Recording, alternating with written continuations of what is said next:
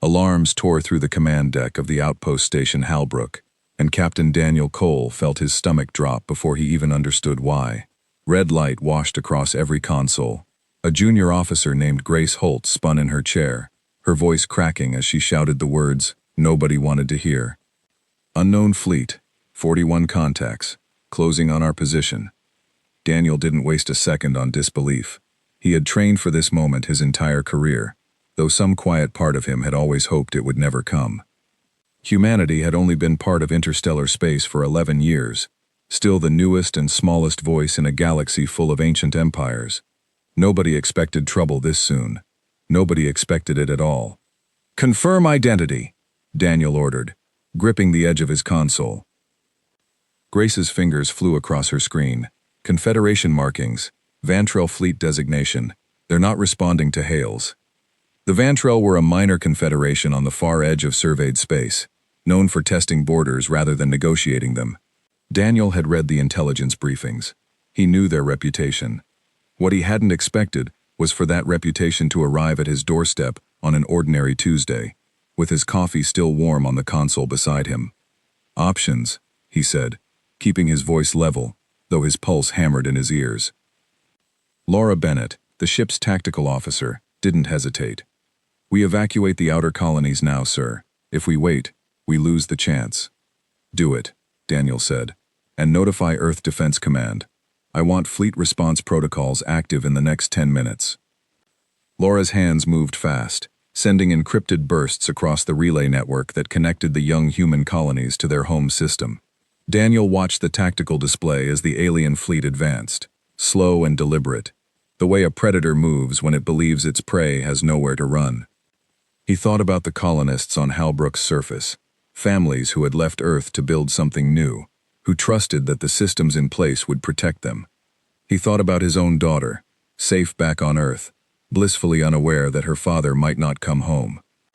"They're powering weapons," Grace said, her voice tight. "Redirect shields to the colony side," Daniel ordered. "Protect the ground first." The station shuddered as the first volley struck. Sparks rained from an overhead conduit. Somewhere below, alarms wailed through corridors filled with frightened colonists trying to reach shelter. Daniel forced himself to breathe evenly. Panic helped no one. "Sir, Earth Defense Command is responding," Laura called out. "They say reinforcements are already in transit." Daniel frowned. "Already? We only sent the alert minutes ago." "They said protocols were activated the moment the alien fleet was detected entering the system," Laura explained. "Automated triggers. They didn't wait for confirmation." It should have comforted him, but instead, a strange chill moved through his chest. Humanity's defense systems didn't wait for permission anymore. They acted the instant a threshold was crossed. He had heard about the doctrine in training, the phrase repeated so often it had become background noise. Swift and total response. He had never seen it in action. Outside the viewport, the darkness of space suddenly bloomed with light. Not explosions from the enemy fleet, but the arrival of something else. Ships appeared in formation, sleek and fast, moving with a coordination that looked less like a military response and more like a single living organism reacting to a threat. "That's the Third Fleet," Grace said, disbelief coloring her voice. "They deployed from Earth's outer perimeter. That's nearly 6 light-years away. How did they get here so fast?" Daniel didn't answer. He was too busy watching what happened next. The human fleet didn't circle. It didn't posture. It didn't send warnings or wait for the Vantrell ships to react. Every weapon system activated within seconds of arrival, targeting engines, weapons arrays, and command vessels with a precision that left little room for anything except immediate and complete disablement. There was no wasted motion, no hesitation, no mercy shown to strategy, only to outcome, as escape pods were tracked and marked untouched even as the war machines around them were reduced to drifting wreckage. Within 4 minutes, the Vantrell fleet ceased to exist as a fighting force. Ships that remained intact broadcasted surrender signals, engines dead, weapons offline.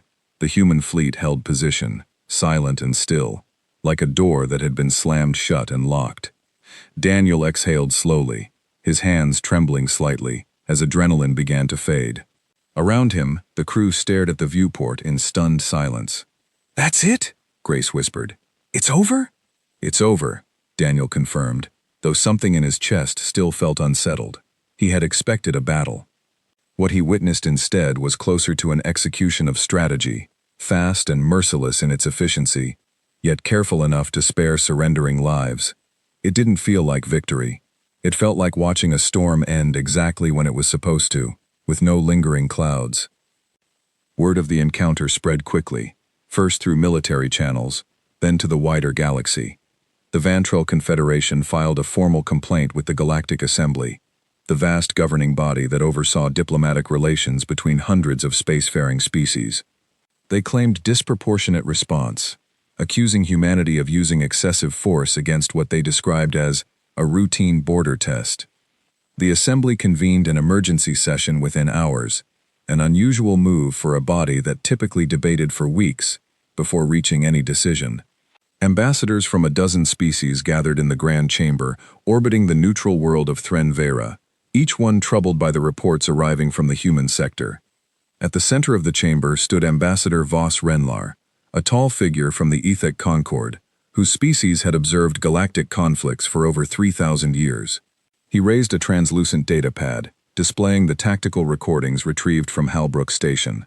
In under 4 minutes, Voss said, his voice carrying through the chamber's amplification field, an entire invading fleet was rendered incapable of combat.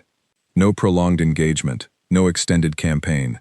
The human response arrived, acted, and departed before most of our own scouting vessels could even relay the alert to their home commands. Murmurs rippled through the assembled delegates. Many species represented in the chamber had engaged in conflicts lasting years, sometimes decades, viewing warfare as a slow and calculated process, bound by tradition and ritual pacing. The idea of ending a conflict within minutes defied everything they understood about interstellar combat. "This is concerning," said Ambassador Kethra Osselin, a diplomat from the Threll Compact, her voice measured but tight with unease. "Such speed suggests either extraordinary technological superiority or something far more troubling, a species without restraint. Or perhaps," Voss said quietly, "a species with a different kind of restraint entirely, one we do not yet understand." The chamber fell silent, delegates exchanging uncertain glances. For the first time in generations, the Assembly found itself facing a question it had never needed to ask before. What kind of species ends a war in minutes, and why? Far from the marble halls of the Assembly chamber, Daniel Cole sat alone in his quarters aboard Halbrook Station, staring at the same tactical recording the ambassadors were reviewing. He replayed it twice, watching the human fleet execute its response with mechanical precision. He noticed something the Assembly's analysts hadn't mentioned in their initial reports. Every enemy vessel had been given a chance to power down and surrender before its systems were permanently disabled. Every escape pod had been tracked and left untouched. The human fleet hadn't destroyed indiscriminately. It had ended the threat as quickly and completely as possible, while still leaving room for those willing to stop fighting. It wasn't cruelty, it was closure. Daniel thought about his own history classes growing up, the stories of wars that had stretched across generations back on Earth, conflicts that consumed entire populations over disputes nobody could quite remember starting. He thought about the doctrine drilled into every officer from their first day of training: never let a war become a way of life. End it, completely, as fast as humanly possible, because prolonged conflict only multiplies suffering. He hadn't understood the weight of that doctrine until he saw it in motion. A knock interrupted his thoughts. Laura stepped into his quarters, her expression somewhere between relief and unease. "Command wants your report," she said, "and there's something else. The Galactic Assembly has requested a formal meeting with Earth representatives. They want to understand what just happened." Daniel nodded slowly, standing to gather his things. "They're not the only ones." Laura hesitated at the door. "Sir, do you think we did the right thing, ending it that fast?" Daniel considered the question carefully before answering. "I think we did the only thing we know how to do anymore. Whether the rest of the galaxy understands that yet, I don't know." As Daniel made his way toward the communications deck to prepare Earth's official statement, he couldn't shake the feeling that this encounter, brief as it was, had changed something far larger than a single border skirmish. Somewhere among the stars, An ancient governing body was beginning to realize that humanity operated by rules nobody else had written. Rules born not from a desire for conquest, but from a memory of suffering so deep that ending conflict quickly had become both instinct and moral duty. The Vantral Confederation had underestimated a new neighbor, and the entire galaxy was about to learn why that mistake would not be repeated. Within the human fleet's command vessel, hovering silent above the wreckage it had created, Fleet Commander Nathan Ford reviewed the final casualty reports. 0 human losses. 0 unnecessary alien casualties beyond those directly engaged in offensive action. Every surrendering vessel intact, and its crew accounted for. He signed off on the report and transmitted it to Earth Defense Command, then allowed himself a rare moment of stillness. He thought about his grandmother, who had survived one of the last prolonged regional conflicts on Earth before global unification, a war that had stretched nearly a decade and left scars still visible in old cities today. She used to tell him that the worst thing about war wasn't the fighting itself, but the waiting, the endless uncertainty of not knowing when it would end. She always said that mercy sometimes wore an unexpected face, sometimes swift, sometimes overwhelming, but always aimed at bringing suffering to a close as quickly as possible. Nathan understood now, more than ever, why that lesson had been written into humanity's very approach to conflict among the stars. It wasn't about proving strength. It was about refusing to let history repeat itself, no matter how far from Earth humanity traveled. As his ship began its slow return toward the edge of human space, Nathan glanced at the star charts illuminating his console, a galaxy full of species who had never learned this lesson, who still measured strength by endurance rather than resolution. He wondered how long it would take before the Galactic Assembly understood what humanity had already paid dearly to learn. He didn't have to wonder for long. Far across the galaxy, in the grand chamber of the Assembly, the debate over humanity's doctrine was only beginning, and it would soon draw far greater attention than a single border skirmish involving a minor confederation. Larger powers were watching now, taking note, recalculating their assumptions about the newest species to join the wider galactic community. Somewhere among them, ambitions that had once seemed safe to pursue were quietly being reconsidered. 3 weeks after the Halbrook incident, a Galactic Assembly transport ship descended through Earth's atmosphere, carrying a delegation tasked with understanding the species that had ended a war in under 4 minutes. Ambassador Voss Renlar stood at the viewport of the descending craft, watching the blue and green world grow larger beneath him. He had visited hundreds of worlds during his diplomatic career, but few had unsettled him the way the reports from Halbrook had. Beside him stood Kethra Osselin, arms folded, her expression unreadable behind the pale markings that lined her face. "You still believe there is more to this than brute efficiency," she said, not quite a question. "I do," Voss replied. "A species does not develop that kind of restraint by accident. Something shaped it." The transport landed at a designated diplomatic facility outside a city called Geneva, where a small group of human representatives waited to greet them. At the front stood a woman named Sophie Marsh, Earth's lead liaison to the Galactic Assembly, flanked by a historian named Ethan Grant, whose task was to help the delegation understand the deeper context behind humanity's military doctrine. Sophie extended a hand in greeting, a gesture the Assembly delegates had been briefed on but still found curious.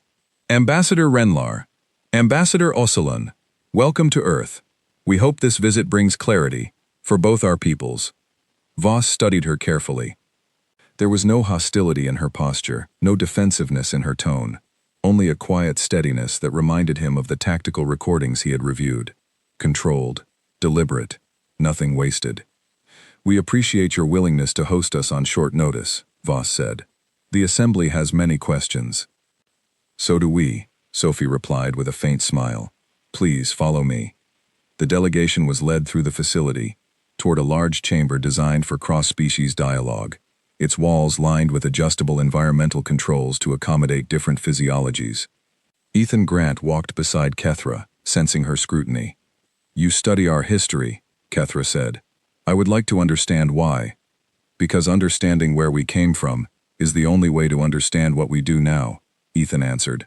"Humanity's past is not something we hide from. It's something we built our entire defense philosophy around." Once seated in the chamber, the formal session began. Sophie activated a large display, showing images of Earth stretching back centuries, cities in ruins, timelines marking decades of continuous regional conflicts stretching across different eras.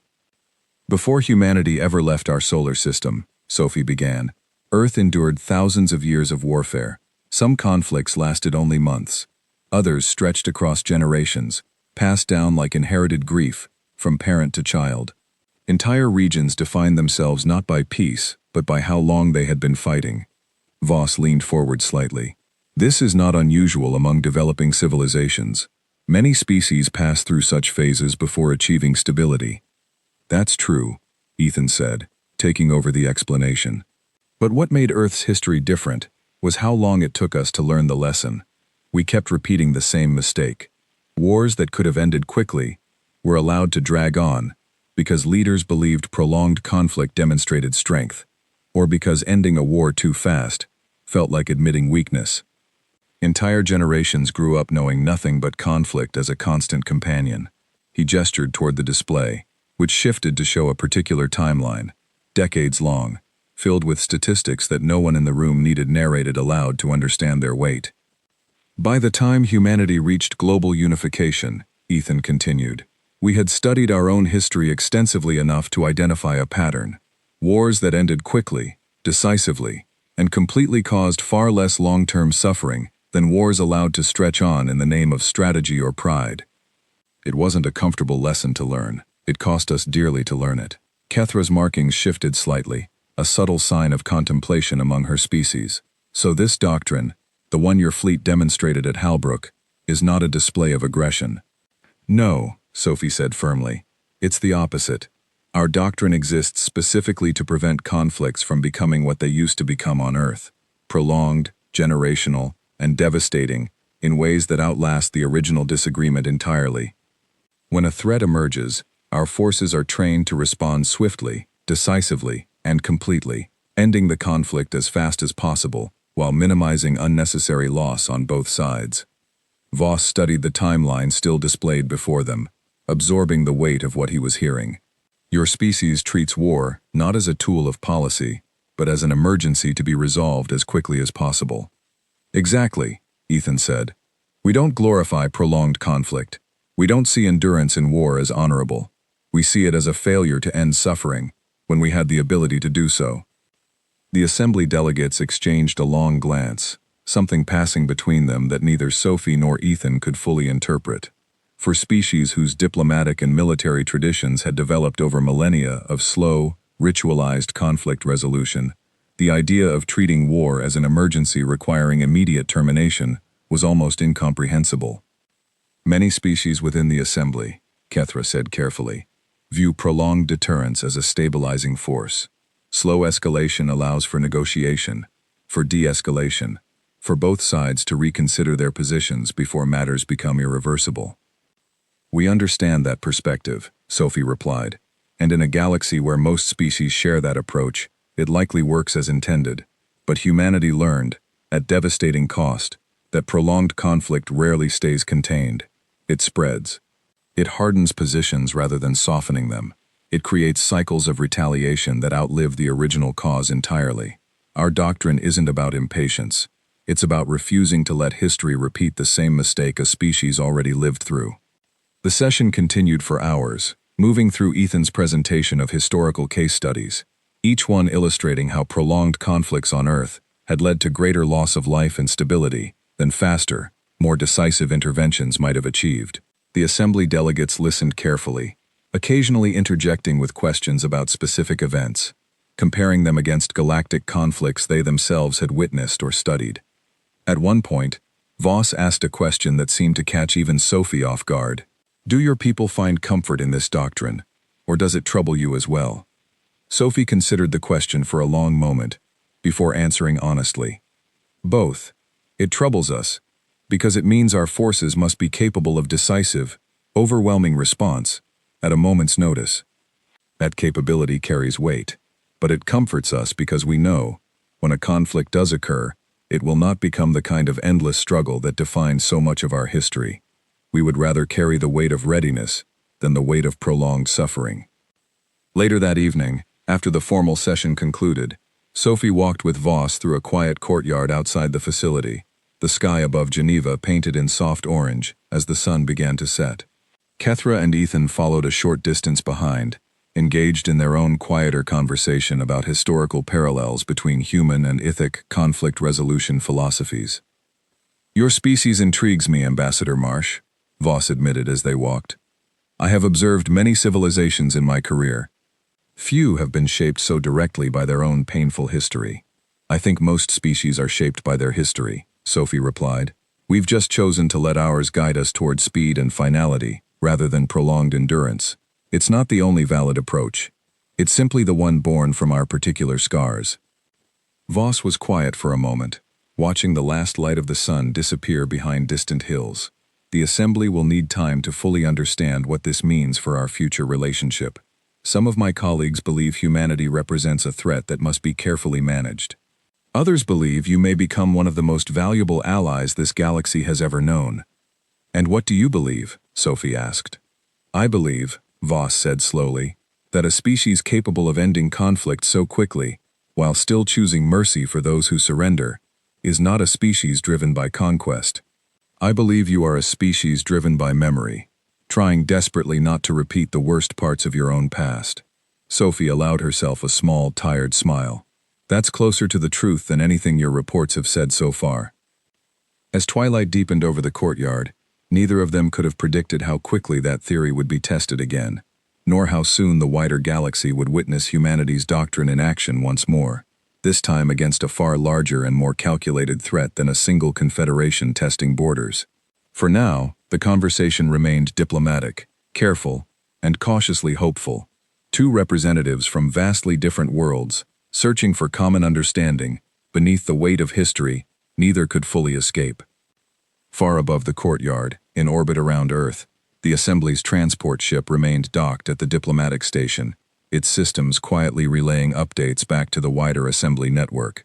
Word of the meeting spread quickly among the Assembly's member species, sparking debates across dozens of worlds about what kind of relationship the galaxy should pursue with its newest, most unpredictable neighbor. Some delegations expressed cautious optimism, viewing humanity's doctrine as a potential deterrent against the galaxy's more aggressive expansionist powers. Others expressed deep unease, worried that a species capable of such overwhelming and decisive force might one day turn that capability toward less justified ends. The debate would continue for weeks, unresolved and increasingly urgent, as reports began trickling in from a distant sector, where tensions were quietly beginning to rise once more. 6 months after the diplomatic visit to Earth, tension began building along a distant border shared between human colonial territory and the expanding reach of the Dravine Dominion, a powerful member state within the Galactic Assembly, known for its patient, calculated approach to territorial growth. The Dravine had spent centuries absorbing smaller neighboring systems through a slow combination of economic pressure, cultural influence, and, when necessary, prolonged military campaigns designed to exhaust resistance rather than overwhelm it quickly. Governor Ren Halden, overseeing the human colony of Asterreach, first noticed the pattern in trade irregularities. Dravine merchant vessels had begun appearing more frequently near colony space, their manifests inconsistent with their supposed purposes. She flagged the activity to Earth Defense Command, but the reports were treated as routine monitoring rather than an emerging threat. That assumption changed abruptly one evening when 3 unregistered Dravine warships entered Asterreach's outer system without authorization, immediately establishing a blockade around the colony's primary shipping lanes. Ren stood in the colony's command center, watching the tactical display with a tightening sense of dread. "They're not responding to communication requests," said her tactical officer, a young man named Daniel Pierce, his voice tense. "Do we have confirmation this is an official Dominion action?" Ren asked. "Unclear," Daniel replied. "Their ships aren't broadcasting standard Dominion military identifiers. It looks deliberately ambiguous." Ren understood immediately what that meant. The Dravine were testing the boundary carefully, using unofficial forces to probe for a reaction, without directly committing to open conflict. It was a tactic they had used successfully against dozens of smaller species throughout their long history of expansion, slow enough to avoid triggering immediate assembly intervention, patient enough to wear down resistance over months or years. "Contact Earth Defense Command," Wren ordered. "Tell them we're requesting immediate assessment under emergency protocol." Daniel's fingers moved quickly across his console, sending the alert through secured channels. Within minutes, a response arrived, confirming that automated defense triggers had already been activated the moment the blockade was detected. Reinforcements were already in transit. Wren felt a flicker of relief mixed with unease. She had read about the Halbrook incident extensively, understood the doctrine behind humanity's rapid response protocols, but living through the moments before that response arrived was an entirely different experience than reading about it afterward. Aboard the lead Dravine vessel, Commander Severin Cade watched the human colony's system with calm anticipation. His orders were simple: establish presence, disrupt trade routes, and gauge the human response without provoking outright conflict. Dominion strategists believed humanity's earlier engagement with the Vantril Confederation had been an isolated event, a lucky tactical strike against an underprepared and disorganized force, rather than evidence of a broader capability. "Colony defenses remain minimal," reported his tactical officer. "No significant military presence detected in system." "Good," Severin replied. "Maintain position. Let them understand the cost of resistance before we escalate further." It was a strategy that had worked countless times before, across countless smaller civilizations that lacked the resources or resolve to respond quickly. Severin expected weeks, perhaps months, of careful pressure before the colony's governing body would be forced into unfavorable negotiations. He did not expect what happened next.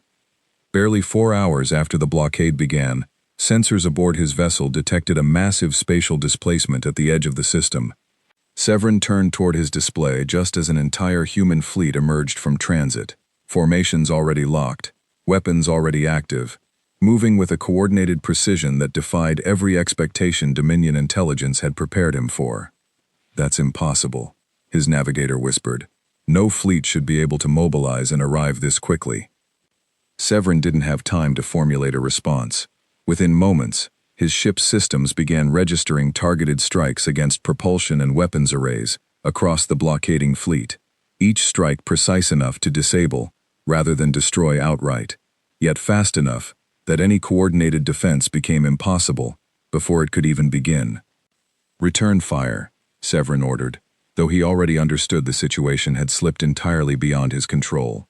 The engagement that followed lasted less than 6 minutes. Every Dravine vessel present had its offensive capabilities neutralized, engines disabled, weapons rendered inoperative, yet none were destroyed outright. Escape pods remained untouched. Life support systems remained intact. It was, Severin realized with mounting unease, an almost surgical demonstration of restraint layered beneath overwhelming force. A single transmission arrived on his communication display, translated instantly by his ship's systems into standard Dominion dialect. The voice belonged to Fleet Commander Nathan Ford, calm and measured, carrying no trace of triumph or aggression. "Your vessels are disabled but intact. Surrender your positions and stand down. We have no wish to escalate this further than necessary."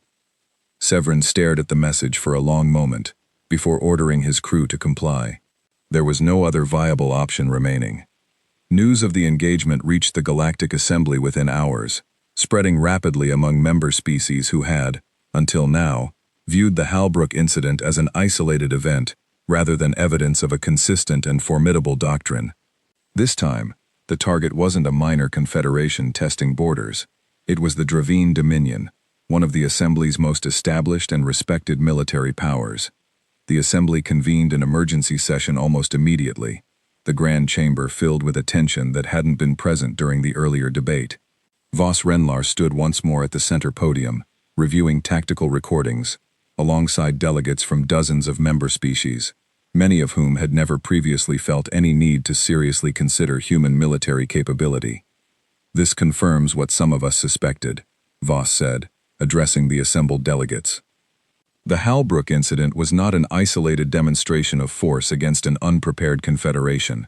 It reflects a consistent, deliberate doctrine that humanity applies uniformly, regardless of the size or reputation of the opposing power. Ambassador Kethra Ossaloon stepped forward, her expression carefully neutral despite the unease evident in her posture. The Dravine Dominion has maintained careful, patient influence across dozens of systems for centuries. To see their forces neutralized within minutes, with minimal casualties on either side, raises significant questions about the balance of power within this assembly. Murmurs spread through the chamber, delegates exchanging uncertain glances as the weight of the implications settled over them. If humanity could neutralize an established power like the Dravine Dominion so quickly and decisively, what did that mean for the Assembly's traditional understanding of deterrence, strength, and diplomatic leverage? A representative from the Threll Compact rose to speak, his voice carrying clear concern. We must consider carefully how to engage with humanity moving forward. A species capable of such rapid, decisive military action, yet one that consistently chooses restraint once resistance ends, represents both an extraordinary asset and a significant unknown variable. Perhaps, Voss said, it is time we stopped viewing humanity through the lens of unpredictability and started studying their doctrine as a framework we might learn from. The suggestion sparked immediate debate, delegates splitting into factions almost instantly.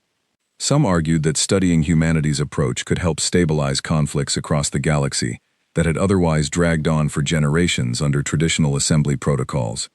Others warned that adopting such rapid, decisive military doctrine risked destabilizing the careful balance of power that had maintained relative peace among member species for centuries. Amid the growing debate, several smaller delegations quietly began reaching out through unofficial channels, seeking private discussions with human representatives. They weren't interested in formal assembly protocol. They wanted to understand, directly and honestly, what it meant to exist under humanity's particular brand of protection, and whether that protection might extend to species who had long lived under the shadow of larger, more patient powers like the Dravine Dominion. Back on Asterreach, Governor Ren Halden watched news of the Assembly's emergency session with a complicated mixture of relief and concern. The immediate threat to her colony had been resolved, but she understood, perhaps more clearly than the distant diplomats debating in the Assembly chamber, that this engagement had changed something fundamental in how the wider galaxy viewed her species. She met privately with Daniel Pierce later that evening, both of them reviewing the tactical recordings from the brief but decisive engagement. They never even fired first, Daniel said quietly, studying the footage. Every strike we made was defensive positioning to disable, not destroy. Even against a power like the Dominion. That's the doctrine, Ren replied. End it fast, end it completely, but never more than necessary. Daniel was quiet for a long moment before speaking again. Do you think the Dominion will retaliate? Formally. I mean, through assembly channels rather than another blockade? Ren considered the question carefully. I think the Dominion just learned something about us that most of the galaxy still doesn't fully understand. We're not looking for territory. We're not looking for dominance. We're simply refusing to let conflict linger once it starts. Whether they respect that or resent it will determine what happens next.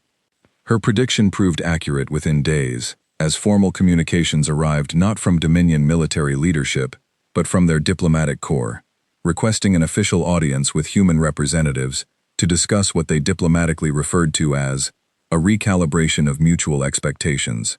It was, Ren understood, as close to an acknowledgement of miscalculation as a power like the Dravine Dominion was likely to offer.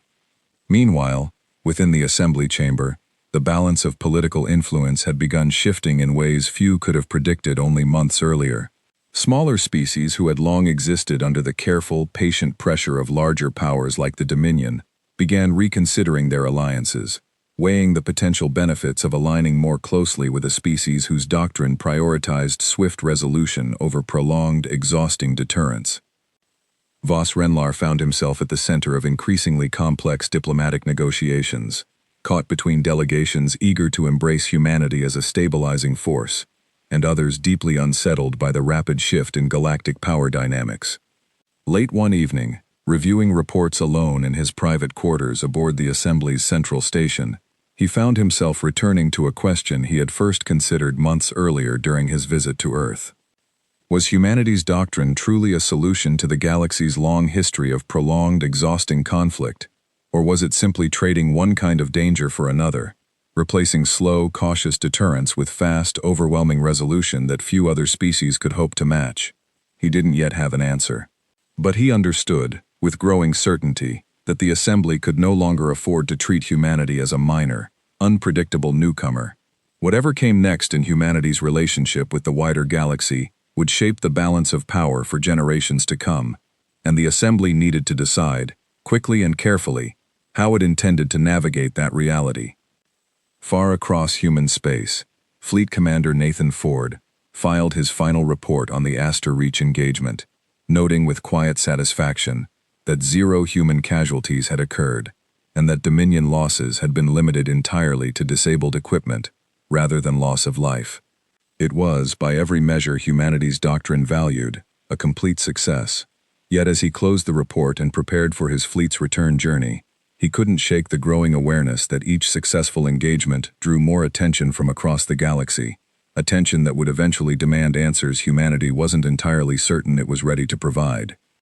The formal summons arrived at Earth's diplomatic office 3 weeks after the Aster Reach engagement, delivered through official assembly channels with a level of urgency rarely seen in interstellar diplomacy.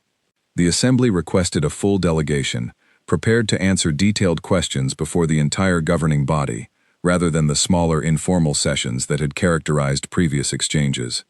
Sophie Marsh read the request twice, before setting it down on her desk, aware of the weight it carried. This wasn't a curious diplomatic visit anymore. This was an official inquiry, conducted before representatives of hundreds of member species, into the very foundation of humanity's approach to conflict. She gathered her team quickly. Ethan Grant would join her again, prepared to provide historical context.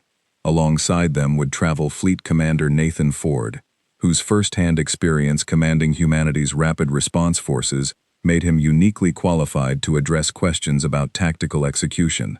Rounding out the delegation was a woman named Claire Dunn, a senior policy advisor who had helped draft much of humanity's current defense doctrine following decades of study into Earth's own violent history. "They're going to ask why," Claire said during their preparation session, reviewing notes in Earth's central diplomatic facility. "Not just what we did, but why we believe it's justified, morally and strategically, compared to their own traditions of prolonged deterrence." "We answer honestly," Sophie replied. "We don't try to convince them our way is superior. We explain why it's the way we chose, and let them draw their own conclusions." Nathan nodded slowly, though his expression remained thoughtful. "Some of them are going to see us as a threat, no matter how we explain it. Overwhelming force, however restrained, still unsettles species accustomed to centuries of careful balance." "Then we make sure they understand the restraint is not incidental," Claire said firmly. "It's central to who we are. That has to come through clearly." 3 days later, the delegation arrived at the Assembly's central chamber, greeted by an atmosphere far more formal and charged than their previous visits. Hundreds of delegates filled the vast circular chamber, representing species from every corner of explored space, each one watching closely as the small human delegation took their designated position at the center platform. Voss Renlar opened the session, his voice carrying clearly through the chamber's amplification systems. "We have called this formal inquiry to better understand the doctrine guiding humanity's military engagements, following 2 significant incidents that have altered our understanding of the balance of power within this assembly. We ask that the human delegation speak openly and honestly, as this assembly seeks not condemnation, but comprehension." Sophie stepped forward, aware of hundreds of eyes and sensory organs focused entirely on her. "Thank you, Ambassador Renlar. We welcome this opportunity to explain our doctrine fully, and we understand the concerns many of you carry." A delegate from a species Sophie didn't immediately recognize rose from their seating platform, their voice translated through the chamber's system with a sharp, clipped cadence. "Your forces ended a conflict against an established assembly power within 6 minutes. Explain to this chamber why such overwhelming speed is necessary, when centuries of established diplomatic protocol favor gradual escalation and negotiation." Sophie took a steady breath before answering. "Humanity's history includes conflicts that lasted not years, but generations. Wars where the original cause was forgotten by those still fighting them, passed down as inherited obligation rather than genuine purpose. We learned, through devastating and repeated experience, that gradual escalation often allows conflicts to entrench themselves, hardening positions rather than resolving them. Our doctrine exists specifically to prevent that outcome. And yet your response was not merely swift, another delegate interjected, this one representing a species Sophie recognized from earlier sessions, their voice carrying clear skepticism. It was overwhelming. Complete neutralization within minutes suggests capability far beyond what proportional response would require.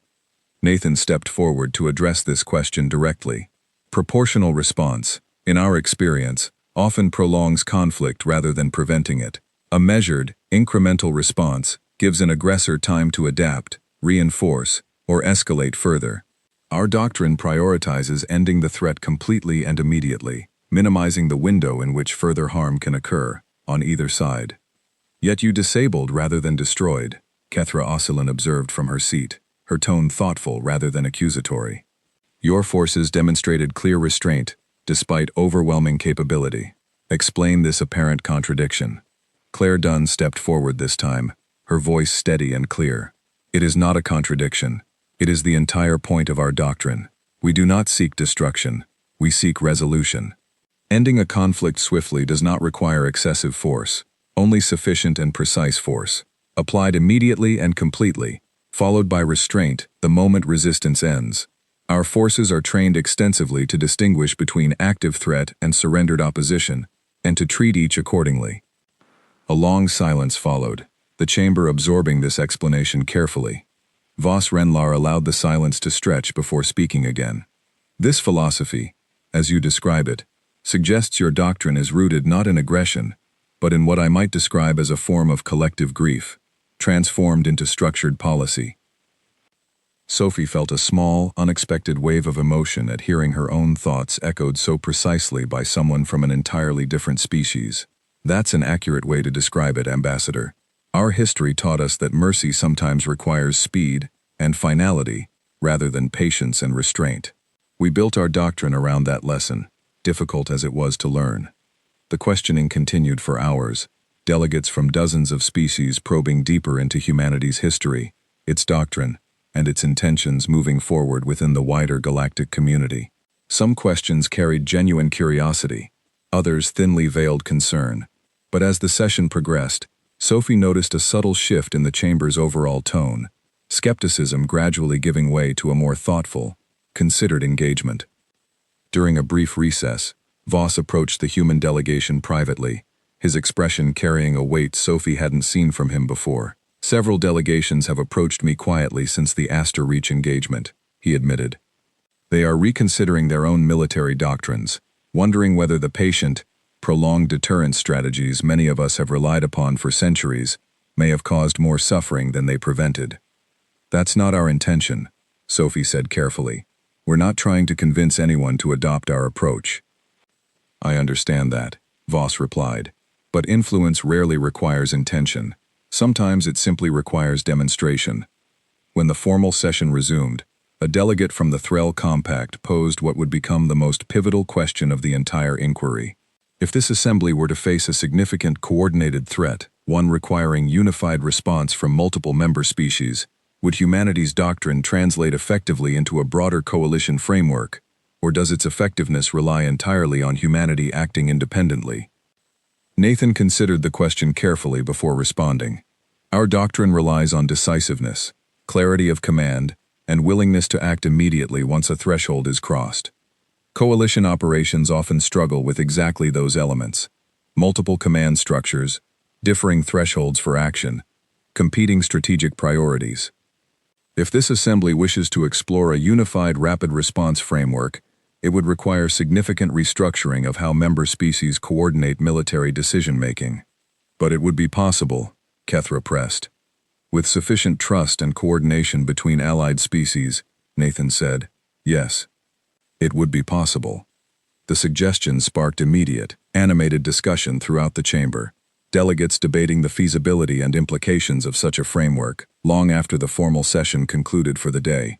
Sophie left the chamber that evening aware that something significant had shifted, not merely in how the assembly viewed humanity, but in how various member species were beginning to reconsider their own long-held doctrines of prolonged, cautious conflict resolution.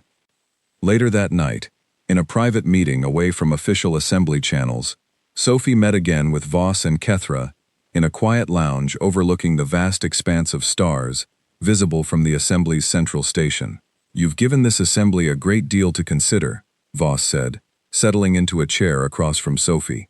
"Some delegations fear what humanity represents. Others see genuine opportunity for a more stable galaxy. And you?" Sophie asked. "What do you believe, now that you understand our doctrine more fully?" Voss was quiet for a long moment, watching the stars beyond the viewport. "I believe your species carries a burden most of us have never truly understood, the weight of knowing exactly how much suffering prolonged conflict can cause, and choosing, deliberately, never to allow that suffering to repeat itself if it can possibly be avoided. That is not something to fear, Ambassador Marsh. But it is something this assembly must learn to respect, carefully and thoughtfully, as we determine how best to move forward together." Kethra added quietly, "Respect, and perhaps, in time, genuine partnership." Sophie allowed herself a small measure of hope at those words. Though she understood the road ahead remained uncertain. Humanity's doctrine had been tested twice now, against a minor confederation and an established galactic power, and both times it had proven not only effective, but consistent with the values humanity claimed to hold. Whether the wider galaxy would ultimately embrace that consistency, or grow increasingly wary of it, remained a question only time and future events could answer. As the delegation prepared to return to Earth the following morning, Sophie couldn't shake a quiet, persistent feeling that the true test of humanity's doctrine, and the Assembly's willingness to understand it, still lay somewhere ahead, waiting among the stars for circumstances neither side could yet fully predict. Nearly a year after the formal Assembly inquiry, a threat emerged that would test every theory, every doctrine, and every uneasy alliance discussed within the Grand Chamber. A rogue faction known as the Marin Collective, once a minor splinter group operating on the fringes of explored space, had spent years quietly acquiring outdated military technology from desperate black market traders. What began as scattered raids against unprotected trade routes escalated rapidly into coordinated strikes against multiple member species simultaneously, striking with a level of coordination that suggested careful, patient planning rather than opportunistic aggression. Governor Ren Halden received the first alert from Aster Reach's outer sensors late in the evening, watching with growing alarm as reports flooded in from neighboring systems. The Marin Collective wasn't targeting a single species this time. They were striking across Assembly territory simultaneously, overwhelming smaller defense forces before coordinated response could be organized. "This isn't a border skirmish," Daniel Pierce said grimly, reviewing the incoming data. "This is coordinated, multi-system aggression." Ren immediately contacted Earth Defense Command, but the response she received carried a weight she hadn't anticipated. "This exceeds standard human defense protocols," the officer on the other end explained. "Multiple assembly systems are requesting unified response. Command is coordinating directly with the Galactic Assembly for a joint operation." For the first time since humanity's arrival in galactic space, its rapid response doctrine was being tested not in isolation, but as part of a larger, coordinated effort involving multiple species with vastly different military traditions, communication systems, and command structures. Within the Assembly's Central Command Facility, Voss Renlar stood alongside representatives from a dozen member species, coordinating a response effort unlike anything the Assembly had attempted before. Fleet Commander Nathan Ford had been specifically requested to help lead the tactical planning, his experience with rapid, decisive engagement considered essential to countering the Marin Collective's coordinated strikes before they could inflict lasting damage across multiple systems. "Their strategy relies on overextending our response capabilities," Nathan explained to the assembled command staff, gesturing toward a display showing the scattered points of Marin Collective activity across Assembly territory. "If we respond piecemeal, system by system, they'll continue striking faster than any single fleet can react. We need a unified, immediate response capable of neutralizing multiple threats simultaneously." Kethra Ocelin studied the display carefully. Coordinating fleets from a dozen different species, each with different command protocols and response times, presents significant challenges. "It does," Nathan agreed, "but it's not impossible, provided every fleet commits to a shared doctrine for the duration of this operation. Immediate, decisive action, once a threshold is crossed, restraint the moment resistance ends, and absolute coordination in targeting priorities. Voss turned toward the assembled delegates, his expression resolute. This assembly spent the past year debating humanity's doctrine, questioning its implications, weighing its risks against its benefits. We no longer have the luxury of prolonged debate. The Marin Collective is counting on our division. We must decide, now, whether we act as a unified force or continue reacting individually while they exploit the gaps between us. A representative from the Threll Compact rose to speak, his voice carrying clear resolve. My people have studied humanity's doctrine extensively since the Aster Reach engagement. We are prepared to commit our forces under unified command for this operation. One by one, other delegations voiced similar commitments, each species setting aside long-standing traditions of independent, cautious military strategy in favor of a unified, decisive response, modeled after humanity's doctrine of rapid resolution. It was, Voss realized, watching the assembled commitments solidify before him, the first time in the Assembly's long history that so many diverse species had agreed to operate under a single, unified military philosophy. The coordinated fleet assembled within 48 hours, an unprecedented achievement given the complexity of coordinating so many different species and command structures. Nathan stood at the center of the Joint Command Facility, reviewing final preparations alongside Voss, Kethra, and representatives from a dozen other member species, each fleet ready to move the moment coordinates were finalized.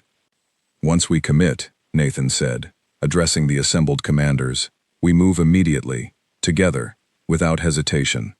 Every fleet targets its assigned coordinates simultaneously. We disable, rather than destroy wherever possible, but we do not allow this threat to continue spreading across Assembly territory.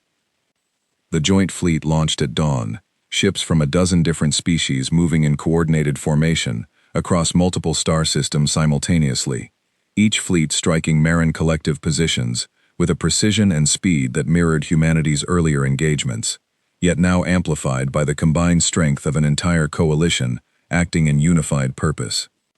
Aboard the lead human vessel, Nathan watched tactical displays showing simultaneous engagements unfolding across a dozen different systems, each fleet executing its assigned strikes with remarkable coordination, despite the vast distances and diverse command structures involved.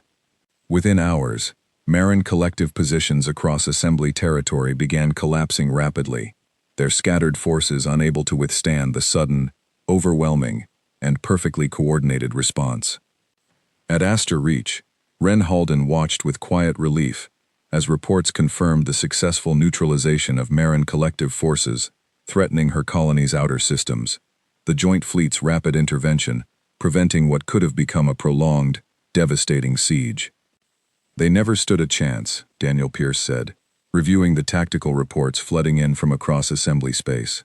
The coordination between species was incredible. It's like everyone finally agreed on the same rulebook. Ren allowed herself a small, tired smile. Maybe that's exactly what happened.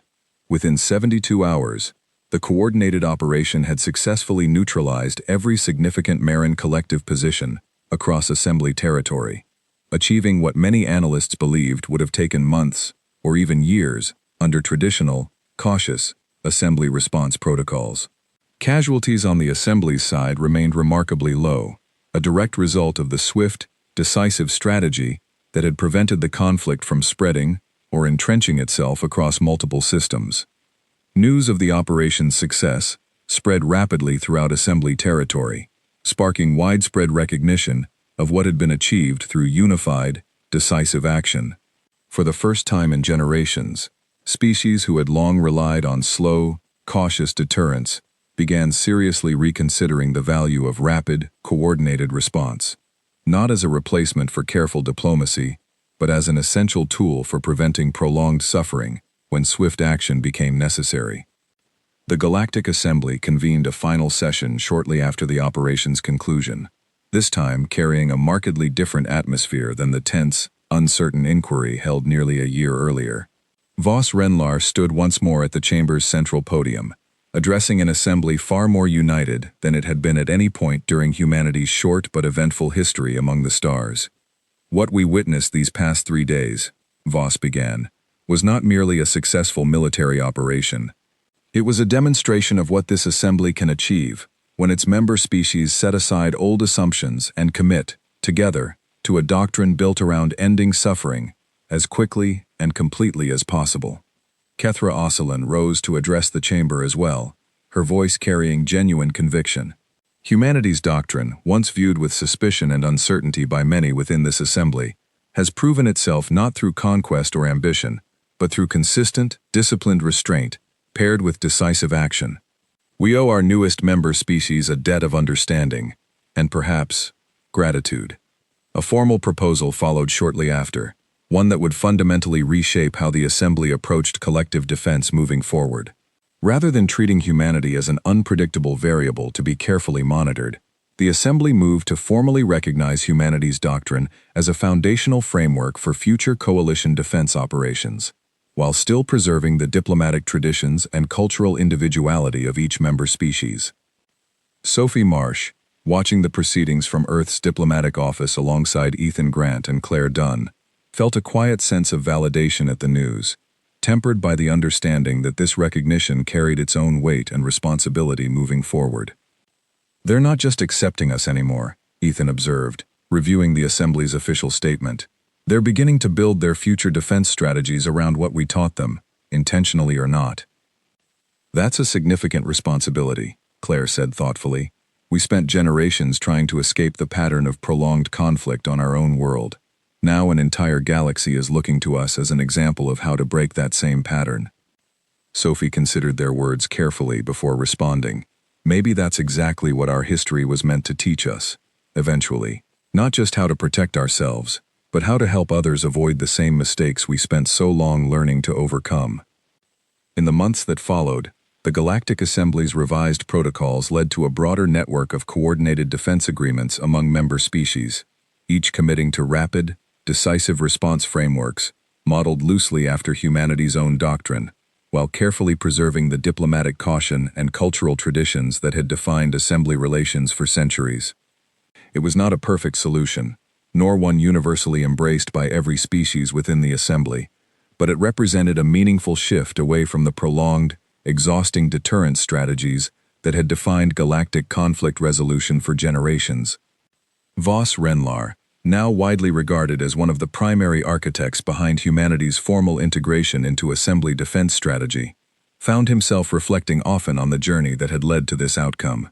What had begun as confusion and unease following the Halbrook incident had gradually transformed into genuine respect, careful collaboration, and a shared understanding that strength, properly guided by restraint and purpose, could serve not as a threat to galactic stability, but as one of its strongest safeguards. Aboard Earth Defense Command's central facility, Nathan Ford reviewed final reports from the Marin collective operation, noting with quiet satisfaction the remarkably low casualty figures across all participating fleets. It was, by every measure his doctrine valued, a resounding success, not merely in ending a significant threat quickly, but in demonstrating that humanity's hard-earned lessons could genuinely benefit a much wider community than Earth alone. He thought again of his grandmother's words, carried with him since childhood, about mercy sometimes wearing an unexpected face.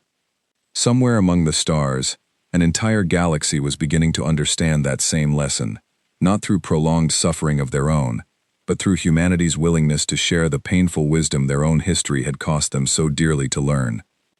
As the final assembly session concluded, delegates from dozens of species departed the Grand Chamber, carrying with them a new understanding of their newest neighbor, no longer viewed as an unpredictable anomaly to be cautiously monitored, but as a species whose doctrine, born from generations of hard-earned grief, had ultimately offered the wider galaxy a path toward a more stable, less prolonged future.